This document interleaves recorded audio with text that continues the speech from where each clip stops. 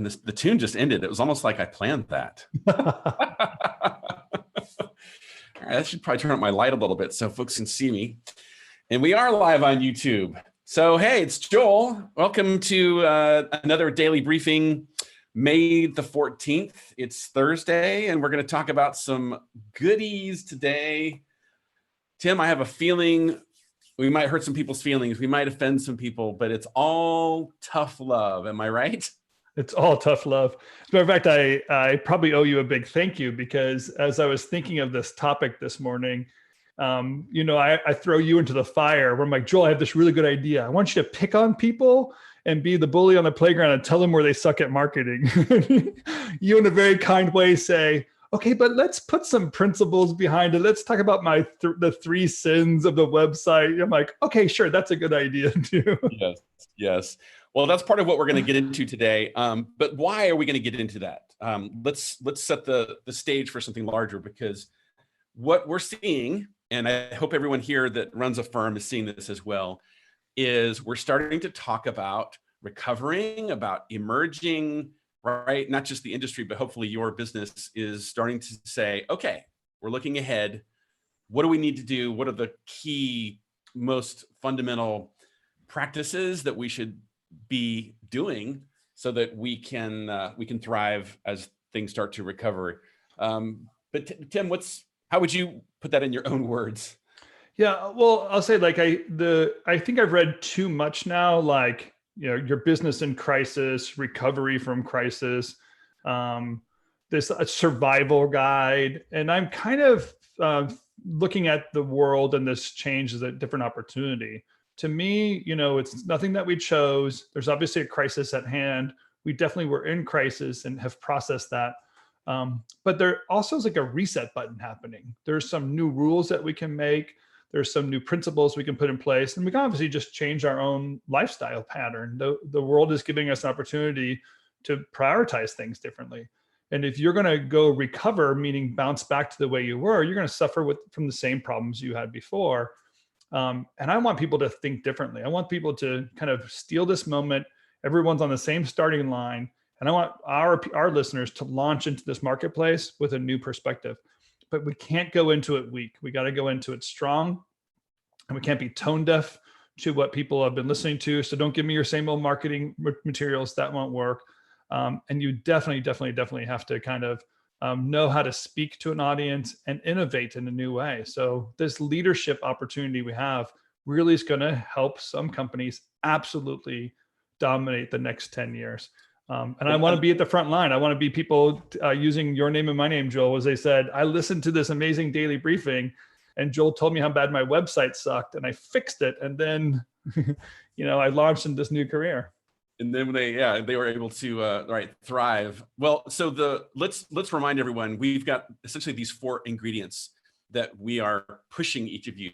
Be cognizant of these 4 areas, because Tim, the pattern we've seen is in the area of marketing, the area of sales, the area of production, and finance. Those are these 4 areas that we're realizing that the virus has exposed our weaknesses. So a lot of creative firms were saying, okay, we not only need to be strong in these areas, but we need to, as you said, not be tone deaf. How do we innovate? What's the word here that Nico, you just used? I like this, new rules. What are the new rules as we start to recover in these 4 different areas? And obviously today, when we talk about don't suck at marketing, we're going to get into some of the marketing stuff. But hey, shameless plug here. This is part of what we're going to go through in this accelerator, in this group that we're going to take through these 4 areas so that everyone can really be strong in all those items. Yeah, we want people to recognize the opportunity. You guys also synchronize the efforts. It's not just random marketing every once in a while and hope that sales comes in and taking every project, not qualifying those leads or understanding where the profit margins are, not managing cash flow so you can make decisions and invest back into your company, invest back into your creative. All that really kind of hurts businesses. And maybe just because we have had a great amount of exposure over the last few weeks, but some of these items have become very obvious and people don't have an understanding how these items can sync together. And not only do you get the benefit of a sustainable business, right? That would be at minimum. You can have a viable and thriving business, but you can also have a self-managed business. Like these principles allow you to scale so you can delegate it to others, have oversight, and not have to micromanage.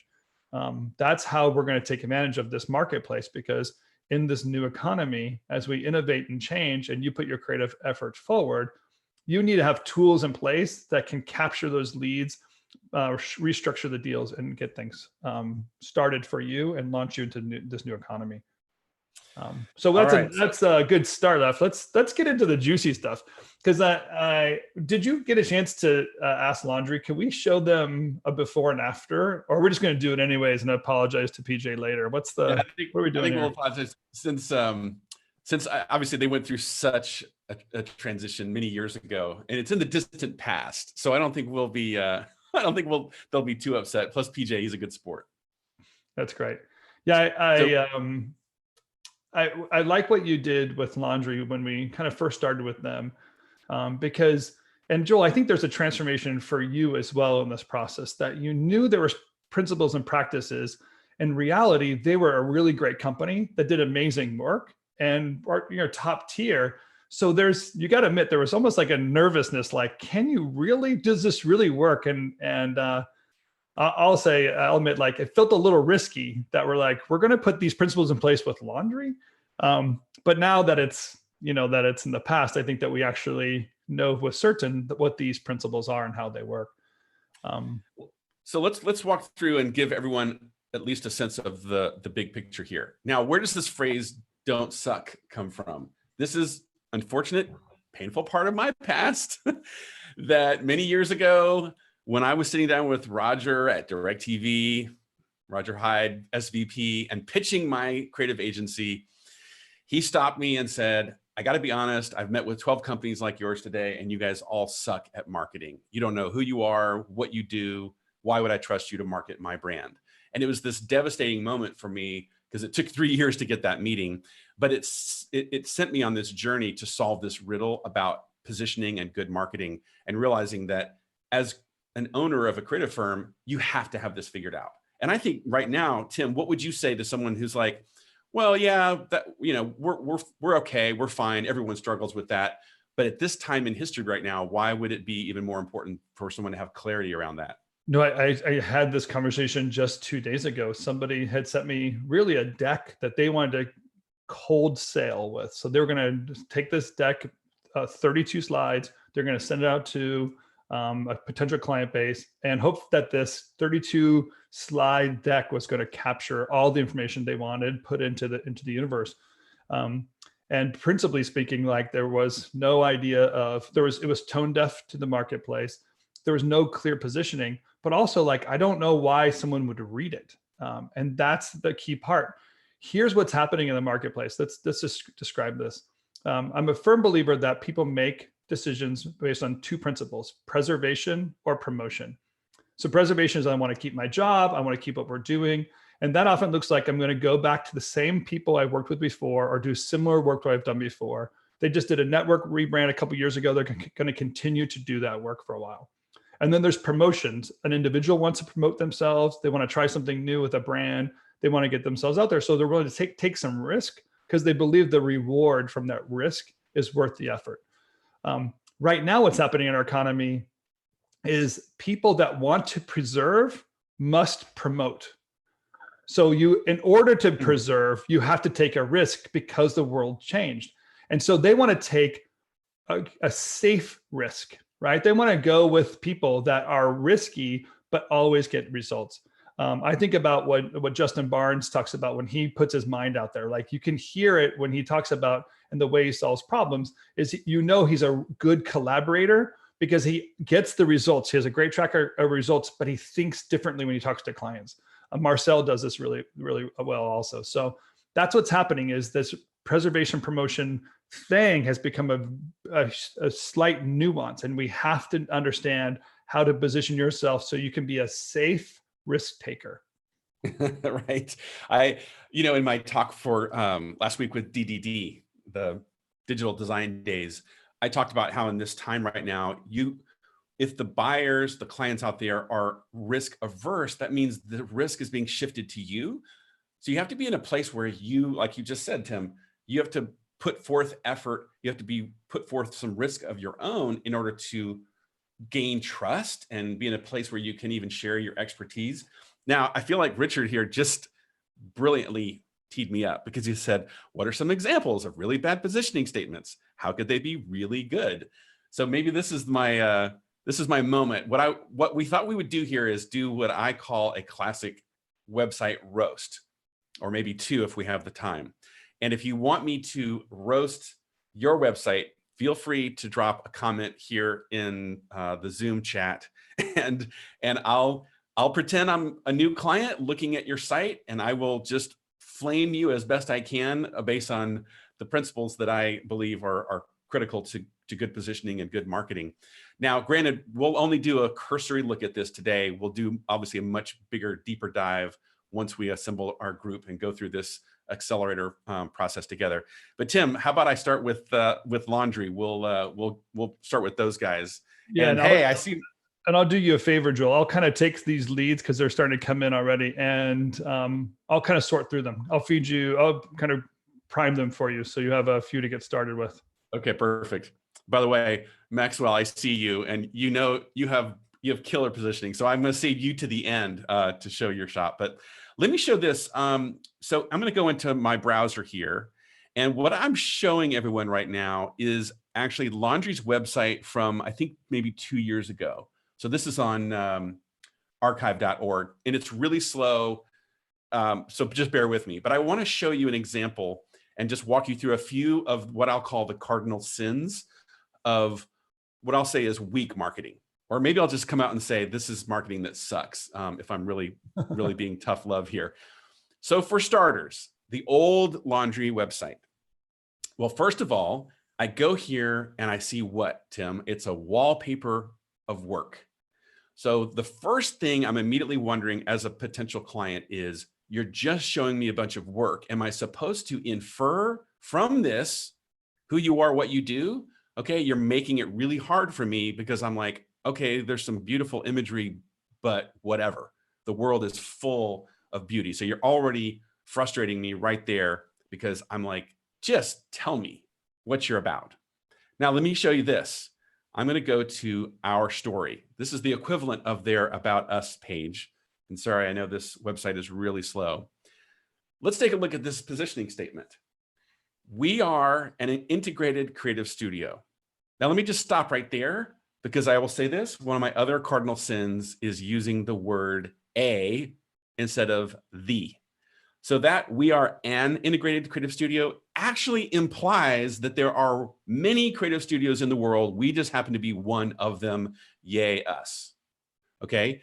So if that word was if we are the integrated creative studio, the sentence doesn't make any sense. And that tells you it doesn't make any sense, because it's not awesome. It's not true. It's not unique. Let's keep going. Through design-driven problem solving, we use art and animation to bring ideas to life. We direct live action to tell stories, and often we combine both to create truly awe-inspiring experiences for brands, agencies, and viewers alike. Whew, okay. I'm sure there's some grammar teachers rolling over in their graves somewhere, but grammar aside, there's clearly one other cardinal sin here is cliches. Problem solving, design-driven, stories, awe-inspiring experiences. These, I would just say, are cliches. These are cliches. These are crutches, because I could take this same statement and stick it on 10 other websites of other studios, and it's still true. So it's not that it's a false statement. It's just not getting to the heart. It lacks personality. What is it about Tony and PJ and their shop that makes them who they really are? And now, one other pet peeve, look down below. Everyone always asks why the name Laundry. We take creative ideas, clean them up, iron them out, and make them pretty for agencies, brands, and viewers worldwide. Well, you know what this is? This is like false humility. We just clean them up, make them pretty. Like, really, that's all you do? You just make stuff pretty? That doesn't sound like that's very valuable or very expensive. So there's already this sense of, I guess you're not experts. You just make stuff pretty. Okay. Now, let me just switch, and I'm going to go to my other tab here, if I can find my tabs. And let's just do a quick before and after, because we're going to go through this real quick and real cursory. So here's the new laundry site, which the work is still right up front, but I want to just show you. Notice up here in the top left, there's all these little statements. And if you go to their site, you'll see these. It's like there's this personality and attitude and point of view starting to come through. And these little statements, Party Rock is in the house tonight. Okay, I won't wait for these to scroll through. I'm going to immediately go to the about here, just so I can show you sort of a before and after. This is what PJ has talked about has been so powerful for them, is we landed on this very unique and spicy and clever way of expressing who they are. Artists, misfits, wildcards, experts of the unexpected. Now, I won't read all the rest of this, but I just want you to notice something here. Look at this little word. Laundry is the creative and strategic partner to some of the smartest brands and agencies in the world. Whoa. Like, I'm immediately like, really? Tell me more. So they've just met my gold standard for marketing, and that is create curiosity that leads to a conversation. I want to know more because you claim to be the creative and strategic partner. So that's very cool. I think also if you go through this, you'll see some other clarity things here in terms of how they express themselves, the use of titles, even the contact information that's easy to get at. So there's some other little simple rules here. But let me pause, and Tim, just let you weigh in or chime in here, and let me check in with the comments and stuff as well here. Yeah, sure. What I love about this also is it didn't just transform their website; it really transformed their positioning or their entire marketing. When PJ now does posts on Instagram and LinkedIn, he's keeping up with that attitude. The email that they send out, it kind of made that really firm, so that there's a constant positioning of who they are in the marketplace, the kind of messaging they want to have out there for their clients and for themselves. And it starts permeating all the work that they do. Joel, isn't it right that they actually go into pitches now with their positioning statement and have a quote unquote wild card pitch that they do out there? They actually have moved that into the dominant nature of what they're doing and how they pitch. So this is again the beauty of really killer positioning is it ripples out through all of your marketing, which is simply your messaging that you're putting out into the world. And in Laundry's case, I think PJ would say that it gave them a point of view that came from their confidence. So they were able to go into meetings, go into pitches, present ideas, and literally own this idea of we're the wild cards. Right? Like, we're going to bring you something unexpected. We're going to always present you one idea that's called the wild card. And they just own that and embrace it. And I think there's this like quiet confidence, maybe even some bravado there that is really enticing when they're in those early stages of a conversation, that these guys are obviously trustworthy. Look at the names they've worked with. They're nice and good people, but they're also experts. Like, these guys have an expertise here that is formidable. And I'm going to respect that and enter into this conversation because they're worth my time and effort, because clearly I perceive them as experts, not just yet another shop that wants a project from me. All right, well, let's do this. Let me do a quick run through of one other one, because Tim, I was thinking, our friend Dallas, who runs De Facto, I wanted to just show you, because I did take a look at his old site compared to his new one. And there's some good things here that maybe people will start noticing the pattern here. So let me bring this up, and okay, here we go. So this, I know Dallas is somewhere groaning right now. He's like, no, don't show that. But this website, the one at archive.com is not complete. I'm sure there's some imagery and stuff missing here, but I just want to call out a few things that I think are noteworthy. And one, you're going to see it right here in this About Us statement. De Facto Sound is an award-winning sound design and mix team that supports networks, brands, films, and games. Well, clearly, I already hate that word, an award-winning. And like, there's many award-winning sound design and mix teams. We're just one of them. But then, of course, the phrase award-winning. Oh my gosh. Can we please take that phrase out back and shoot it? No one cares that you've won awards. It's true, and it's good that you have, but this is not the place to put it right up front as a statement. And then, of course, really all they're saying here is that supports networks, brands, films, and games. They're saying these are the type of people we work for. And from that, you should infer that we work for you, because if you're a network or a brand or a film or a game, but there's really nothing there that says why. So that's, I think, an interesting thing to note. Here's my other least favorite thing, the word we. This is another cardinal sin. So many positioning statements is we. And the number one rule of marketing, you can Google it, is it's not about you. It's about your clients. It's about your customers. So as soon as you find yourself using pronouns like we, you've already started to blow it, okay? You could just simply change this to specializing in fresh, relevant, and story-focused sound, and you've saved this whole, why are you suddenly talking about you? Okay, so that's one suggestion I would make there. Now, let me switch over and show you what De Facto looks like now. Okay, their new site. And I did some tweaking with Dallas on this a few months ago when he was in Jumpstart. It's a beautiful site, very simple, very clean. But notice this right here. Oh my gosh, how much am I in love with this statement right here? The sonic source for the world's most thoughtful brands. That is such a clear and unequivocal what? Now, I know a lot of you are saying, but that doesn't really mean anything, doesn't say anything. But realize all it has to do is make me curious. The sonic source for the world's most thoughtful brands. Well, who are the world's most thoughtful brands? I guess it's all these people. Nike, HBO, Netflix, right? Under Armour. Okay, I'm interested. And then if I go to their about page, very simple and clean. Fresh, relevant, and story-focused sound for all things visual. I won't read this down. I don't like the we here, but if the other thing I love is when I go down here, look at the personality that comes through. So see Dallas, see Sam. These are real people. Like, wow, human beings, not empty spaces where tumbleweeds are blowing through the studio and we see a bunch of empty chairs and empty computers. Or the back of someone's head looking at a computer monitor. Yeah. Right, exactly.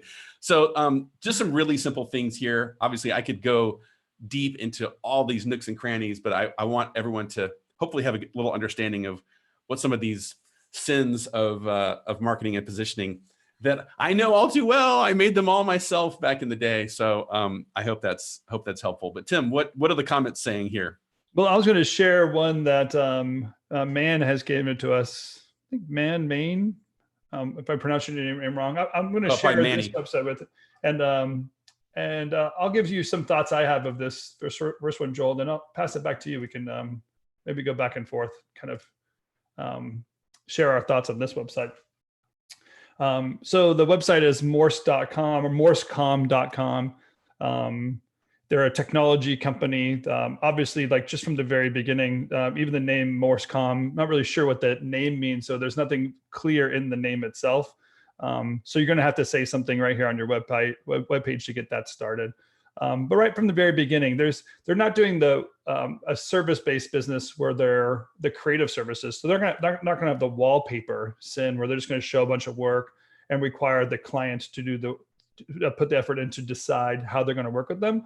But they have a very similar issue in that everyone and everything connected really isn't very clear on what they do for someone. So right off the very beginning, I come to their website and I'm still not really sure, like, what is this engagement? How does this work? And how are these connections happening? So I'm getting some sense that they are a technology company or a connection company, but there's something happening right there on the website. If I just scroll down, you can see like, okay, so they're involved in technology, security, cabling, and there's some kind of engagement, or they're a service-based business, or they do something to help you connect. I don't know if they're connecting me to the outside world and the inside world, if they're really just running cable. So it's just like a creative company that puts just blanket work out there, their commercials or their network brands or their pitches or whatever. You can do the same here in text and not be very clear, and making the reader try to discern what you do, how it works, and what these services are. You might have done a calling card ahead of time, and this is a landing page, but we're still looking at this kind of blanket information here. Of course, we believe in people. It's a great idea, but what about people? You believe people should connect to each other. How does your service affect people? That's not very clear just in that one statement. But we believe in technology that serves people and solutions and improve the way we connect. I probably agree with you. I think that's a great idea, but it's not, and you're not moving a person forward in a position or a very clear positioning statement to let us know, hey, what is this solution you provide? And how does that solution actually improve my life? So you believe in technology that serves people, great, but is that Slack? Or is an email that way? Or is it my self-driving car? That's not a clear enough statement for the services that you provide. And then I can get down here too of just like, okay, I'm discerning something that they're a technology company. But let's just go to their about page, Joel, because this is step number 2. You're going to about ready to say something about you and your business. I want to hear who you are. I want to hear what that is and how that improves my life. And I want to understand how I engage you in that process. So yeah, you got that there's an experience company. They're doing something in communications, many years, certified experts, which if I'm looking for your services, I want to make sure that's definitely true. I like that part. But we are people doing business with people. And we believe that together we make a difference.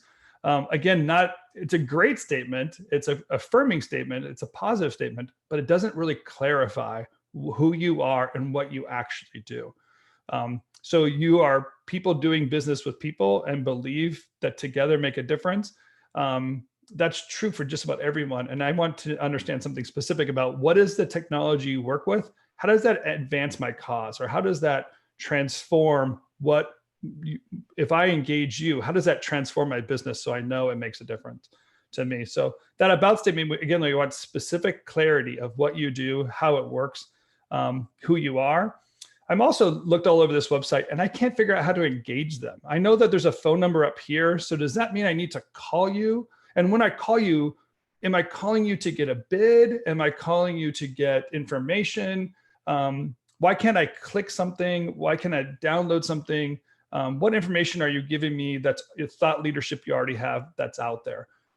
So you're making me do the work when you can actually, on a landing page on our website, allow engagement to take place real easy. When you're doing a service like this, you want to be able to put your thought leadership out there. I almost want to see on the whole homepage, Joel, and you probably would think the same way.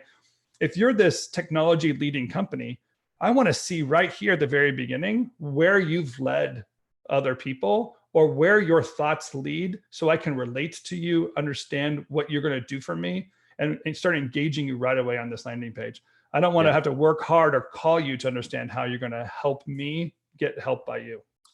Well, I kind of low-key hate contact us, basically calls to action, because they're so presumptuous. Like, why in the world would I contact anyone on a website I just landed on? So to me, having a phone number, having a contact us, it's just presumptuous and therefore turns me off.